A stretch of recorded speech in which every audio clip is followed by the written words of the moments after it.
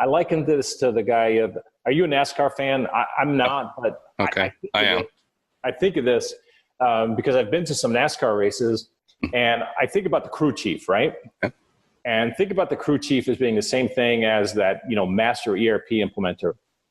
And that crew chief is standing there, he's watching cars come by, right? At hundreds of miles an hour.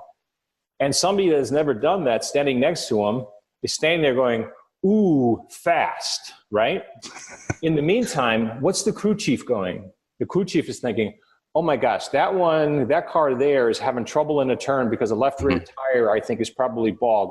That next tire there, we need to adjust, the angle of the front end so it's tighter on the thing. This next one over here seems to be, running rich on, on the gas, oxygen.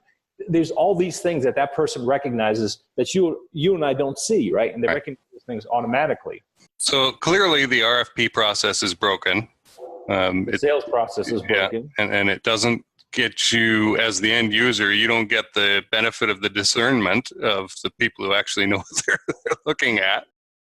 We are back with another episode of the Cold Start Project, the podcast about the unexpected challenges of scaling. And look, we want you to be able to put your finger on where the problem is in your manufacturing operation. If you're bringing in stuff and popping out end products, this is the thing you want to be listening to. So my guest today is Peter Joeckel, president and founder of a company called TurnOnDynamics. And what we're going to be talking about today is ERP software and the sales of ERP software. And for those who do not know enterprise resource planning, what that is, Peter, maybe welcome to the show, first of all. Could you give them a quick 10-second, definition of what ERP is?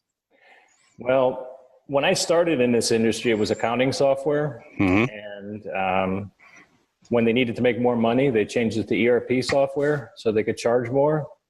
So ERP stands for Enterprise Resource Planning. And, from the days when accounting was, general ledger, accounts payables, accounts receivables, now an enterprise application can have everything from your inventory, all your supply chain, even things like, HR, payroll. So ERP now has become a huge suite of products, as a platform.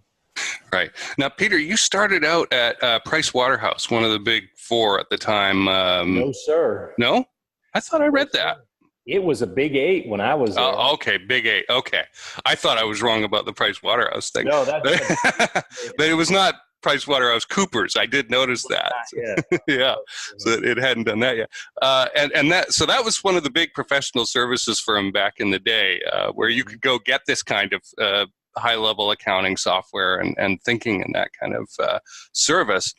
Your degree is in industrial engineering and operations research, so that I understand that implicitly with my operations management background, and so it's going to be. I think this is going to be a pretty neat conversation. Back in the day, this software used to be called MRP, Manufacturing Resource Planning or Material Requirements Planning, and then they changed it to MRP2. So this idea of like sales and sales 2.0 and whatnot, and like there being some kind of magic iteration, it's been around a long time, and that is just, as you said, kind of a marketing tool, right? We want to charge more money for it. Sure. But the scope is expanding of what this software is taking on. Now, Peter and I have had a little chat back and forth before we got on, and I've also had a chance to see a couple of blog articles that he's written. And the neat thing is, all the stuff that I've been saying about software as a service sales, about how people are too reliant on features and benefits and they don't really know how to sell, they don't understand sales, is true in the ERP field as well. Same stuff. There was a phrase that I just loved out of what you said in one of your articles, Peter. It was, I'll bet, I can almost guarantee no bad ERP implementation had a bad demo. Could you expand on that for us a little bit and tell us what that means? Sure. I'll take it back a step. We're talking about manufacturing software here. And, as a subset of the ERP software market, it's my contention that after all these years in this business, that if you take 3 very simple criteria for success in regards to an implementation, on time, on budget, and delivering promised functionality. Pretty reasonable metrics, right? It's my contention that there has never been a successful implementation in the history of ERP software. So that includes every manufacturing implementation.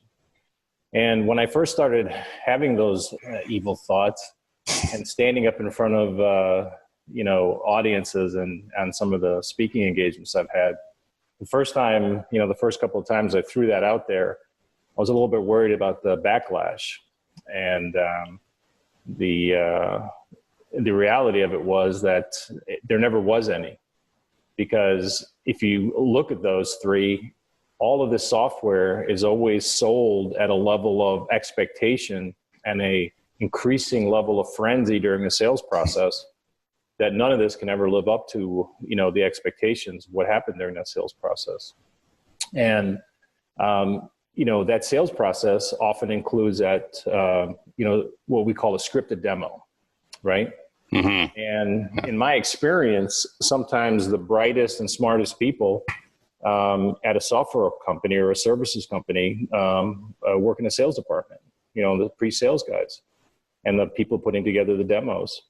And if you give somebody enough time and a list of things that are critical to you, and you have that, demonstration, that sales demo, well, that thing's going to make all of your requirements sing and dance, right?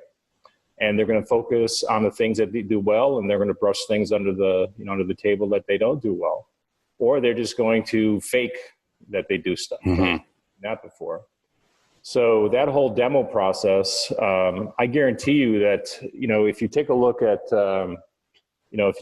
these implementations that are either failed, which is just outright, everybody gets their money back or wishes they had their money back, versus challenged, I guarantee every one of those had a beautiful demo that everybody was, clapping each other on the back for.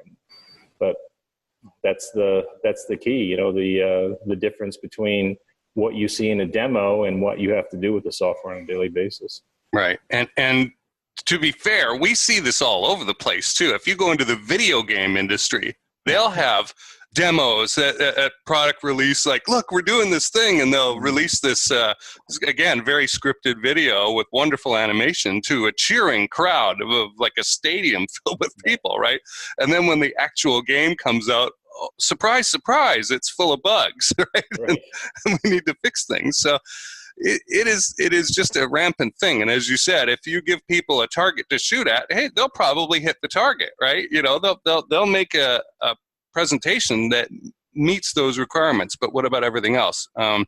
Another area that we see this sort of pressure-filled frenzy, as you talked about, regarding features, is in the CRM world. Same kind of thing. Look at all this wonderful stuff it does, and then when you actually get it, it doesn't work. Right. Let's go back to a more fundamental question, Peter. When and how large of a manufacturing operation does a company need to be before it should be considering ERP software? That's an interesting question, and I'm gonna look at it a little bit differently, and I'm gonna answer your question in a roundabout fashion, because I don't think it's a simple answer. The real issue is not how big are they. The real issue is, what information do they have at their fingertips to be able to implement, right? So if you take a look at any manufacturing software, you're typically going to have a combination of some basic ingredients that are needed to make that manufacturing portion of the software work. So the first thing is your bill of materials. And, if you're a manufacturer, then hopefully a bill of materials is, a pretty straightforward concept. And typically speaking, is most manufacturing companies will have a pretty decent bill of materials. And so that is a great starting point. Some exceptions are, back in the old days, people would put things like work information and labor information into their bill of materials, in which case it's useless. And or their bill of materials is so complex that you have to fire the engineering department. But most companies have a bill of materials. And based on that bill of materials, you can get a ton of quote unquote manufacturing functionality that I can get back to in a bit, accomplished with a very little bit of work. The problem comes in is that any kind of work order or manufacturing order to get anything built on the shop floor requires the marriage of a bill of material with a bill of work or a routing, which is the actual work steps that you have to take to build something. Mm-hmm. Now, the bill of material is science. It's pretty much, here it is. You know, if this is what you're building, here's what the bill of material looks like. You know, there's some subtle variances that you can put into, taking a solid object or, whatever it is that you're building and creating the bill of material, but they're not going to vary much, right? The science comes in on what steps do you capture in the workflow, right? What work centers, what machines, what people, et cetera. So that's part art and part science. The part that's difficult is that whereas most companies have all the information that they need, or they actually have strong, good existing bills of materials, almost no small to mid-sized manufacturing companies have the information that's needed to actually run a routing through a modern manufacturing piece of software. And the reason for that is that in order for any of these routings to work, you have to identify machines, you have to identify machine centers, you have to figure out setup times, run times, all of this kind of information that companies do not have at their fingertips. So when you go into the discussion of all the things that this fantastic manufacturing software can do for you, all the things like scheduling, right? Capacity planning, all of those things go out the window unless you have that detailed information on the shop floor that allows you to set up a routing. The problem is that most companies don't have that information. They don't have the wherewithal to gather it. They don't have the time, they don't have the money, they don't have the energy, they don't have the knowledge to gather it and then keep it running on a going forward basis. So in the sales process, everybody talks about all this fantastic stuff you can do with this manufacturing software if you're General Motors, right? But in reality, most companies, and this is where I had a great deal of success in that, smaller to medium sized and, some pretty big sized manufacturing companies, is taking a focus on all the things that you can accomplish as a manufacturer if you have a great bill of materials. And along with that bill of materials, what you do is you keep your inventory balances accurate by doing things on a consistent basis and making sure that all your inventory movements are tracked on a timely basis. That with a bill of material will get you an incredible amount of information that you normally don't have access to as a small and medium-sized manufacturer. It takes about 20% of the effort to get all this information that you don't have today, if you're not automated on the floor. The problem comes in is that it takes 80% effort to get that last 20, and most people will never get there because, like I said, they don't have the information, they don't have the time, they don't have the money, they don't have the wherewithal, to expend that energy to get that last piece. And so there's this complete disconnect in what you see in the sales process of all this wonderful stuff that happens and what happens in reality, right?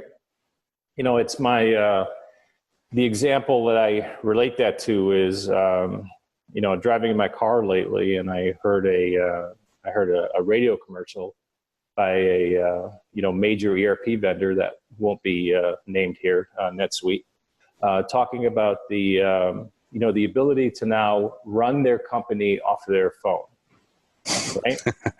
And the vision that creates from the executive, stepping out of their limousine, and seeing some, red flashing light and being able to jump into that telephone and make some kind of an adjustment, and on the shop floor, one line of machines shuts down and the other one starts running, right?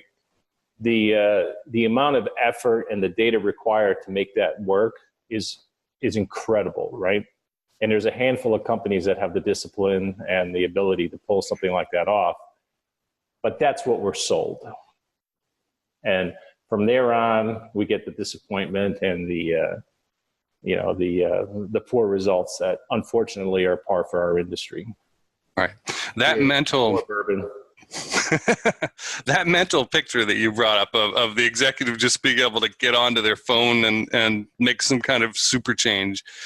Yeah, that's ridiculous. See, and the scary thing is, Peter, and for our audience, I studied this stuff 20 years ago, and the problems are still the same. Exactly. They have not been fixed. The idea of MRP2, which was the thing at the time, and they were beginning to move towards ERP, started seeing that phrase come out more than MRP2, was you would have your bill of materials, you would understand your lead times, right, and some of your capacity planning, and you would build up into assemblies, right, of parts, right, bill of material into assemblies, the assemblies go into the finished product, and then I can backflow out to what should I buy from my suppliers when, right? And the big thing at the time was just-in-time manufacturing. So we were seriously indoctrinated with this idea of JIT and Kanban and just having all the stuff show up at the right time in the exact moment. And this stuff, if you have the discipline and the data and all that, as you pointed out, most companies never get there. You could feed this information into your ERP software and it would issue a blizzard of work orders out over the factory floor. Right. Here's the problem, people. The managers didn't trust it. The shop floor people didn't buy it, and they didn't follow the instructions. So what was the point? Right. Every manager went, I need 10 of these things. The system says I should have 11 in inventory. I'm going to order 15. And it's okay. I'm just adding on a few to make sure that my department is safe. Now, the problem is everybody does that. And suddenly you've got a huge carrying cost in your inventory caused by all these people just adding on a little bit more. So when you have no discipline to follow the work order and everybody trying to change the numbers and tweak them a little bit for their own advantage, supposedly, it affects the financial health of the company, the throughput, and I have seen examples of companies with systems. They have them. They bought them. They paid for them. They're in place, and they don't use them. And the manufacturing manager would turn things on and turn things off, and setup time is probably your number one time constraint. Would you agree? Setting up? No? Okay. Interesting. Yeah. There's a kind of a joke in our industry that, when you mention companies with, systems actually not running them. Yep. The joke in our industry is that ERP stands for Excel runs production. Because, you have these fancy systems that nobody can populate the data to get meaningful information from, information anybody trusts. So everybody retreats to their offline spreadsheets. Right. And big chief tablets and, tribal knowledge. And that's what ends up running the floor. And it's because it's what they know, what they trust, what they're familiar with. And it may not be as effective as it could be, but it's kind of like, what's the best exercise? The one that you will do. And this is what they will use. So with setup time for machines, say you got to rejig something, being the number one time suck, that means the operating time to produce the parts is actually relatively short. I've seen managers stop, start, and it's stuttering all the time because they're managing by desperation, right? They've got to produce this thing, and then they stop, and then they've got to produce this other thing and whatnot. And so there's no sense to it, and they're not looking at the thing holistically. It's a cost that few people realize. Few people, recognize the amount of time and effort that takes into, setting up a line to run one product versus another. And what those changeovers, to make smaller runs or to make runs in a bad order. Very few people have the wherewithal to see into the production shop and see how that affects production. Yeah. I think that's definitely a can't see the forest for the trees kind of thing, because they're so stuck in the emotional turmoil of, oh my gosh, this person's breathing down the owner's neck, right? And they're coming down to me and saying, Jason, you gotta get this stuff out today for me, right? And even though maybe I know better, I feel like I have no choice. One of the interesting things, I just was talking to one of my, somebody that I know in a pretty decent sized manufacturing company. And they have this thing where every month they try to hit a number, right, of shipments, right? And at the end of every month, production makes this hockey stick, right, where production is kind of flat throughout the month, and then at the end of the month, they have a huge rush to get stuff out the door to make the monthly number, and so shipments have this hockey stick effect, right? But two things happen is in order to make the number for the month, the sales guys start pushing special pricing at the end of the month, and you have overtime to build stuff and ship stuff. And sometimes you have expediting costs, both on getting stuff in on time and shipping it. And it's that same repetitive process at the end of every month. If everybody would just relax and take a beating for 1 month, shipments even out, then all of a sudden what happens is that everybody's buying the same amount of stuff, but if you're not pressuring them at the end of the month, you don't have that sales discounting, you don't have the extra production costs, you don't have the extra shipping costs. All of a sudden you make more money. Right. And it's a simple thing that, you take it in the shorts for 1 or 2 months, but nobody's willing to do it. Right. And the weird thing is, I don't think you're actually losing any money overall, because the hockey stick sort of, I don't know what. Yeah, like your profitability is getting sucked out of those orders anyway, because you didn't charge as much as you should have for it, and the cost of goods sold is massive, right? Yeah. So it makes sense to me. But when you're in the situation, I can totally see how you get the blinders on and tunnel vision and feel like there's no escape. So here's a question then, Peter: Are ERP systems any good? I mean, can they ever be used to get the data and get the results that they promise, or is it all just kind of a big scam? Well, I would say a big scam is a bit of a reach, but the things that I have seen in the time that I have been in this business, it's interesting is I think the basic underlying functionality hasn't changed much. What really has changed is technology, right? And so a lot of technology, from my standpoint, has been counterproductive to the software. Because if you think about ERP software, accounting software, it requires the input of a lot of transactions, right? And the introduction of the Windows and the mouse slowed that down. So that high-speed, productive data entry was not helped by Windows, it's not helped by the mouse, right? So right there, immediately you have you've got a productivity suck. Then the next thing is, who thinks that, fast, easy to install, easy to maintain, easy to keep up and running browser-based software is a genius idea, right? I mean, the idea of being in the cloud was around forever.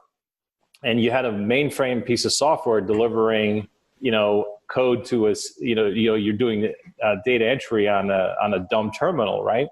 That was extremely fast and efficient. And those things never went down. But now, the cost of keeping a system that's cloud-based up and running it's unbelievably complex, getting software installed, getting it, keeping it up and running. So you've got this, you've got this problem you've always had, where you have functions and features that are oversold to companies that don't have the basic data to keep them up and running.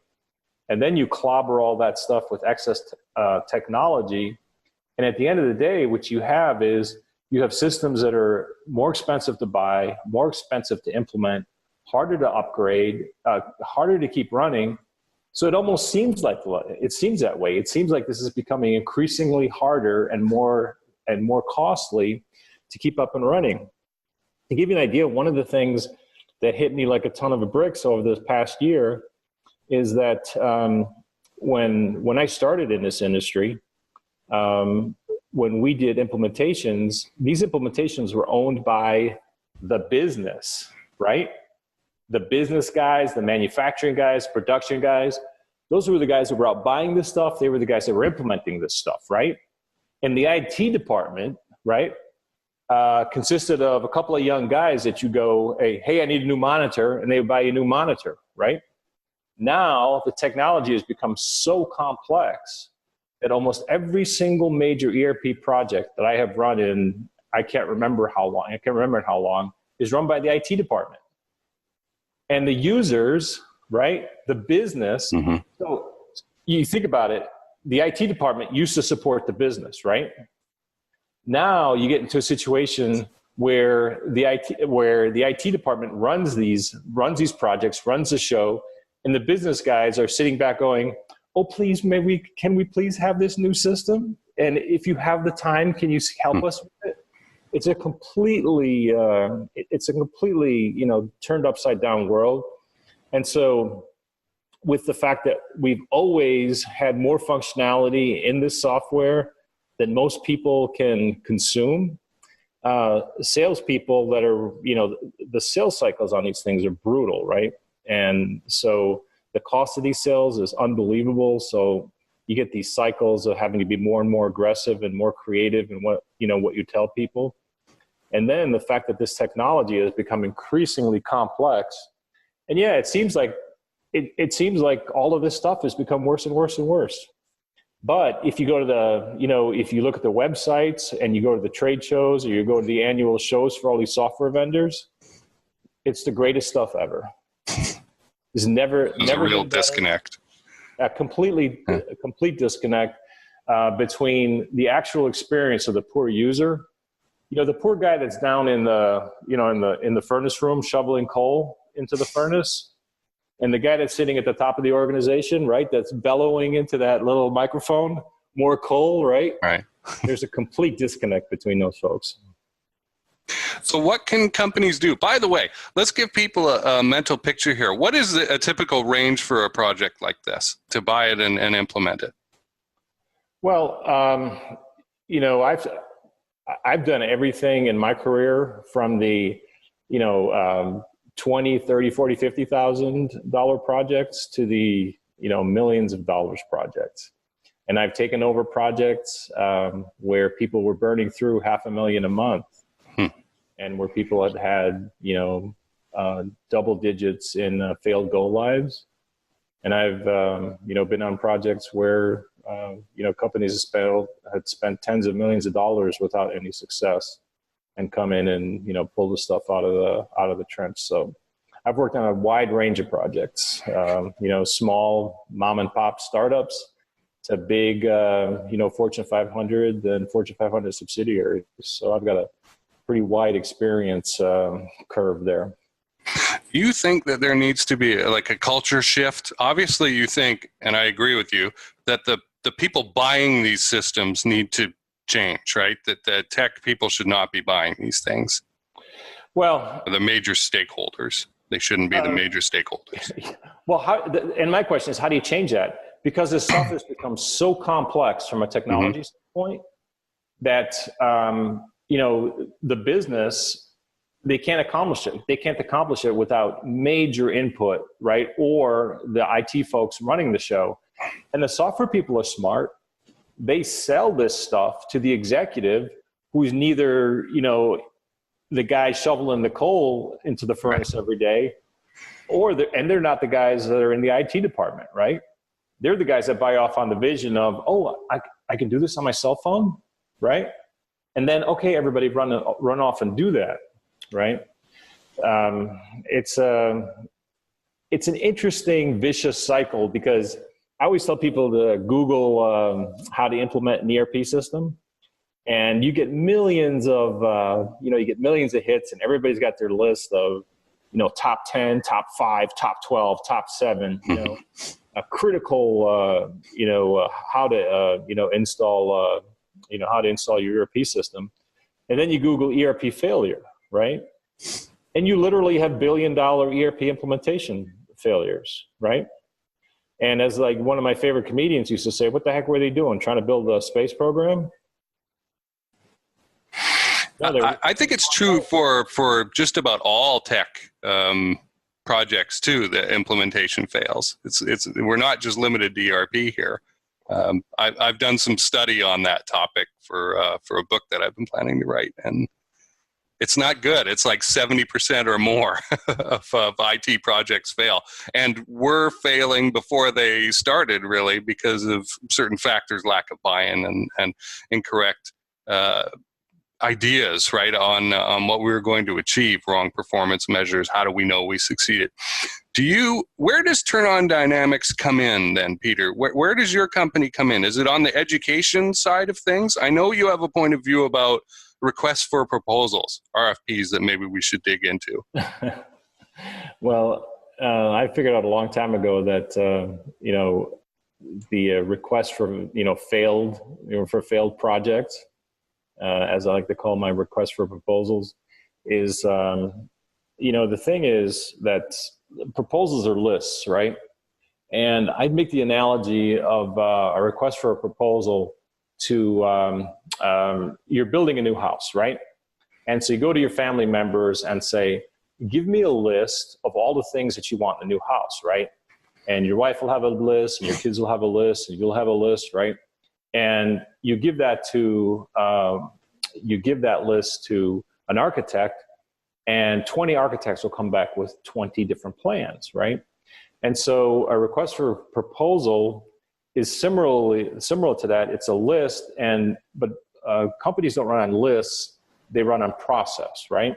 Mm-hmm. And oftentimes, those processes are remnants of bad ways of doing things for years and years and years and years, right? Mm-hmm. And so those lists are, those lists are densely occupied with stuff like, that has no relevance to, best business practices. And worse, they have requests like, the software is easy to use, right? Well, ours isn't. Yeah, ours isn't. So let me say no on that one, right?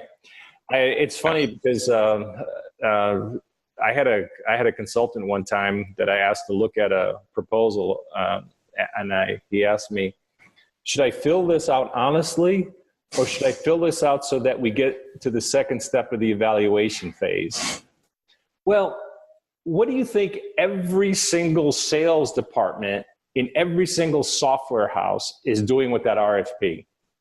They're answering it in such a fashion so that they get to the next level, right? And they're not digging into the actual requirements of, mm-hmm. Of the software. To me, if you're an industry expert and you have years and years and years of experience doing this, I liken this to the guy of, are you a NASCAR fan? I'm not, but okay, I am. I think of this because I've been to some NASCAR races, and I think about the crew chief, right? Okay. And think about the crew chief as being the same thing as that, master ERP implementer. And that crew chief is standing in there, he's watching cars come by, right? At hundreds of miles an hour. And somebody that has never done that, standing next to him, is standing there going, ooh, fast, right? In the meantime, what's the crew chief going? The crew chief is thinking, oh my gosh, that car there is having trouble in a turn because the left rear tire, I think, is probably bald. That next tire there, we need to adjust, the angle of the front end so it's tighter on the thing. This next one over here seems to be, running rich on, on the gas, oxygen. There's all these things that person recognizes that you and I don't see, right? And they recognize these things automatically. But while you and I would go to that NASCAR race and listen to what that guy has to say, everybody that's looking at ERP software looks at a guy like me that's been doing this for 30 years, and they know stuff better than me. Not only do they know it better than me, they know it far better than me. And, some of that is the byproduct of the fact that, people have had the wool pulled over their eyes so many times in the sales process that they innately distrust the sales process. Mm-hmm. And they, have had these implementations where the implementation teams came in after the sales guys, and the implementation guys said, they promised you what? you've had all of these bad experiences that even if you have this innate knowledge where you can come in and size up a company and forget all the noise, drill right into the problem. Hey, your problem is that your, oxygen to fuel ratio is too low, or whatever that is. You don't have that same level. You don't have that same level of regard for people that actually know what they're talking about. And so a lot of these evaluations, a lot of these purchasing, a lot of these buying decisions get made on price at the end of the day. Because everybody tells a good story, and customers look at this stuff as a commodity, and it becomes a price war at the end. And then these things are expensive and hard to install, and you have this vicious cycle on the implementation side. So on my side, I've been in almost every single business model in this industry. I've been a small partner, been a big partner. I've sold a partner firm. I've been part of big national firm, et cetera. And I see all the fundamental underlying problems that the single guys, one-man band has in the industry today, and what I call the big important partners, right? I see all of the underlying problems that they have with delivering good implementations, and the big partners are horribly, they get themselves in a horrible situation to deliver excellent service. And I could talk about that for hours. So what I decided to do was forget the office, forget the receptionist, forget the copier, right? Forget the phone system, and band together with a group of folks that I've worked with forever that are crew chiefs, right? And we go out into projects, and occasionally what we will do is we will do brand new implementations, word of mouth, because I'm not getting into the competitive sales process. Not interested in going through that exercise.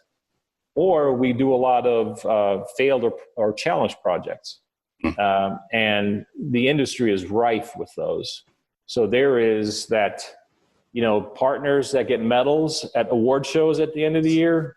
And what those do is they feed this entire second and third level of partners that have worked forever cleaning stuff up.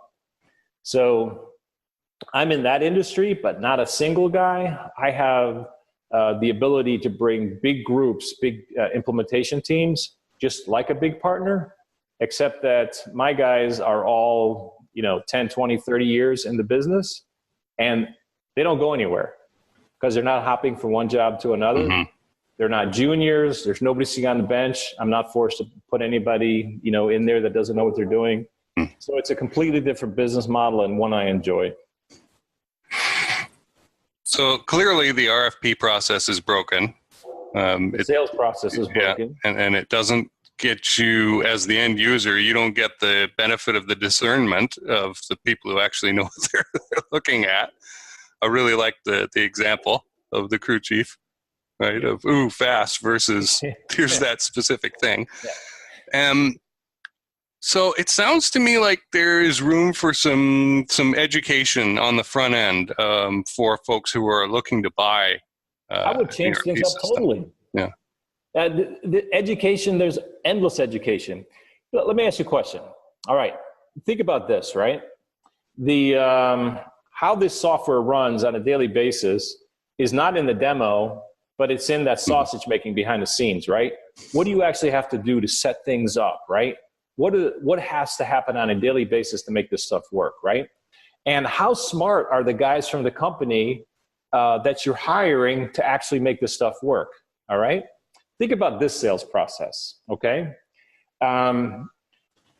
You should very easily be able to identify 2, 3, on the outside, maybe 4 products that make logical sense for your industry, for the size of business you are, right? If you're a multi-billion-dollar company, you're not looking at QuickBooks, right? If you're a mom and pop, you're not looking at SAP, you're not looking at Oracle, right? So it should be pretty easy to, get that first brush, here's what we need to do. Now, you identify what your critical business processes and business needs are, right? And then you say, okay, I've got these 2, 3, 4, whatever number of companies that I want to consider. Bring in your 2 best guys, okay? Bring them in with a blank system, and I'm going to have all you guys together in a big conference room. And then what we're going to do is we're going to put a problem up on the board, and we want you guys to solve it and show us how you do it in your software. And let the best company, let the smartest guys will rise to the top in a very short period of time. Let's see the sausage making. What goes into the sausage? completely different. Shorter, compact, right? Less BS. Everybody learns a lot more. But this, like I said, that's just one example of how I would, try to change stuff up. I'm not sure the education. I'm not sure there's enough. I'm not sure there's enough education because there's so much stuff out there that people are following. That's just that definition insanity deal, where everybody keeps doing the same thing. Yeah. So. Well, I guess that's an opportunity to look, sound, feel quite different than the herd out there. I really like you pointed out earlier, and you just said it again, that the key processes, identifying the key processes for your organization, and like what you talked about would identify very quickly, can the customer or the prospective customer actually get the data necessary to feed the sausage making, right, of the ERP? Yeah. If they can't shovel the coal because there's no coal to be found when they go looking for it, right? Where's that data? Where's that data on lead times and the bill of materials and all that stuff? If they didn't have that, right, it would become instantly apparent. And then the ERP company can say, well, we can't help you right now. Right. Come back when you got it. Under that kind of realistic trial by fire scenario, everybody's going to learn a whole lot about, these are guys I can work with. These are guys I can't work with. These guys have no clue what they're doing. The software just pushing. Is better suited for something else.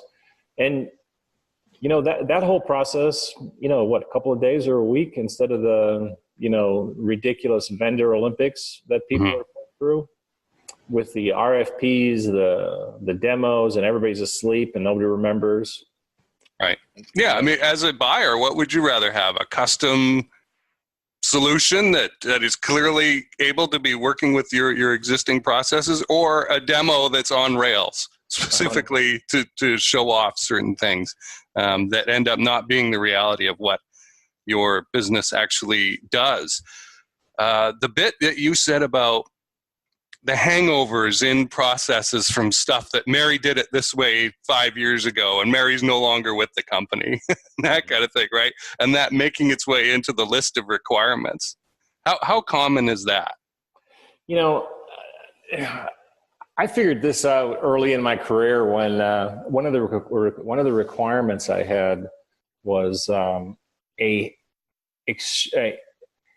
print drivers, and this was funny. This goes back in the day when software, one of the evaluation techniques was what print drivers your software supported, because different printers needed different print drivers, right?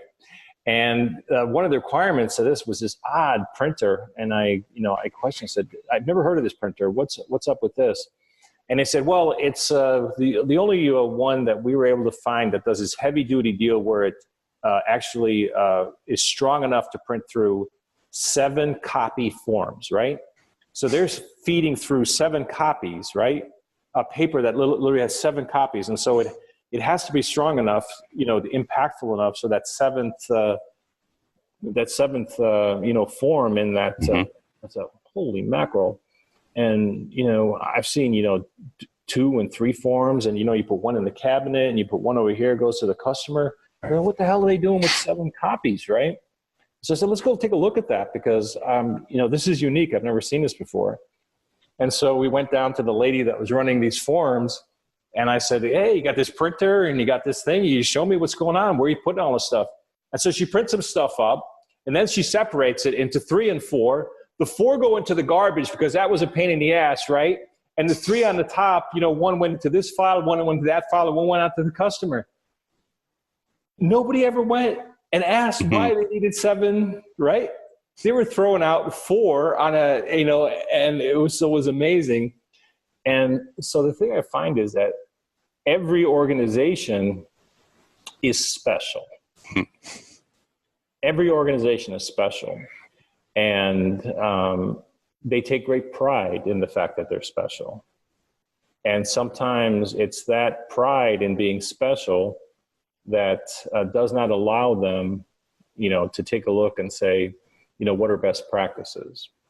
The other thing that we find a lot of times is you find those individuals that have grown up with the business and they've made this great career where they started off, maybe they started off on the shop floor.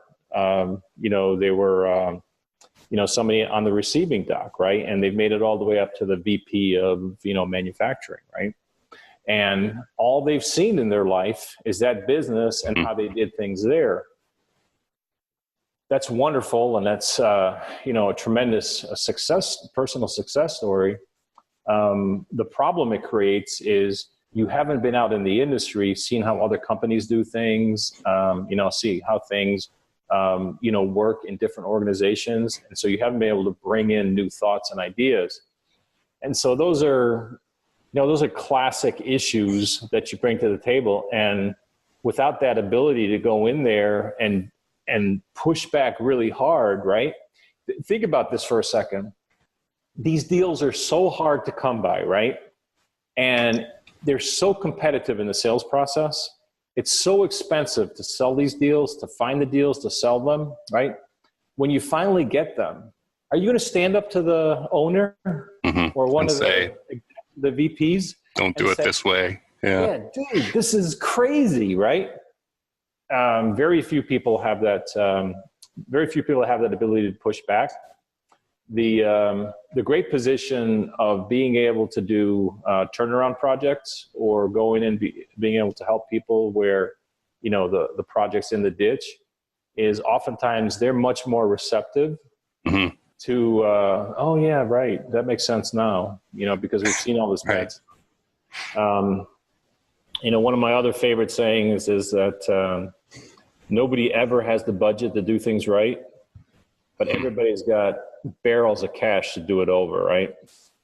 So, up front, they'll fight you tooth and nail on doing things the correct way. But then when things, slide into the ditch, then there's an unbelievable amount of money for, fixing it. So it's ironic. Right. So glad to hear you say these things. My business is centered around process improvement, process engineering. And for me to just jump up and down and say, look at all the stupid stuff that's happening out there. Right. Crazy stuff is one thing, but to hear other people say it is just great. And I hope our listeners take that to heart, that there is silly stuff like that, 4 copies getting thrown away in the garbage and nobody ever stopping to ask, why do we need 7? Stuff like that is going on all the time. And just that's a trivial example. That's obviously a trivial example, but there are major business processes, that are much more expensive that, companies keep with them forever and want to carry forward to a new implementation, because they want to do it the old special way. Right. So Peter, let's wind up. Obviously, if people are interested in getting or fixing an ERP implementation, they should come to you. They should have the mindset of maybe I should listen to this guy because he can discern what's actually going on. How best can they reach you? Well, now I do want to say one thing is we are very specifically focused in the Microsoft world.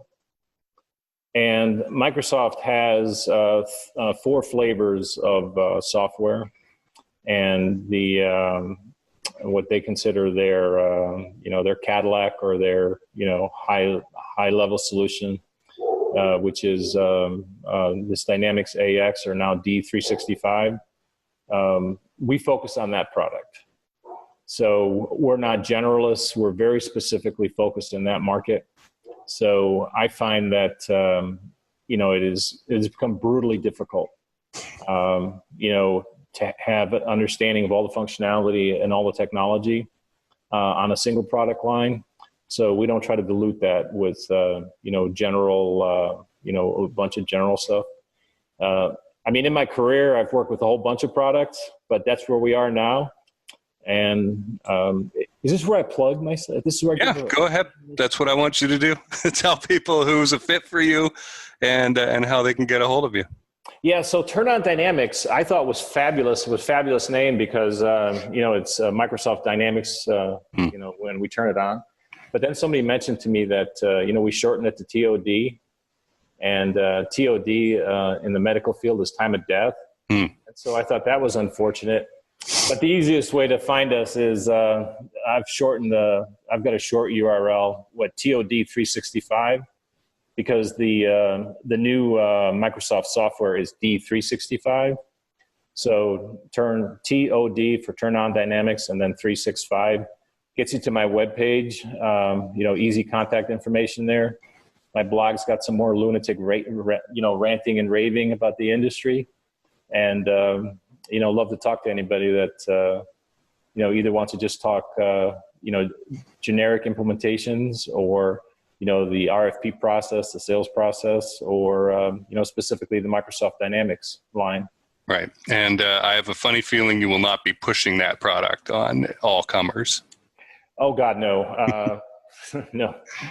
And you're better off, sending somebody else, somebody down the road if they're not a good fit and, trying to shove the wrong. That's another issue, right? Right. Is if you have a hammer, then the whole world looks like a nail, right? Right. Awesome. Well, Peter, I'd love to have you back. We could focus on another topic in this field, but it's been a great conversation today, and I think people will get a lot out of it. Yeah, I appreciate it. I'm just hoping that my voice built for writing and my face built for radio doesn't cause me any problem. Doesn't cause you any problems on your YouTube channel. No, I think we'll be good. My guest today has been Peter Joeckel, president and founder of TurnOnDynamics. Thanks for being here. Thank you. I appreciate it, Jason. Bye-bye.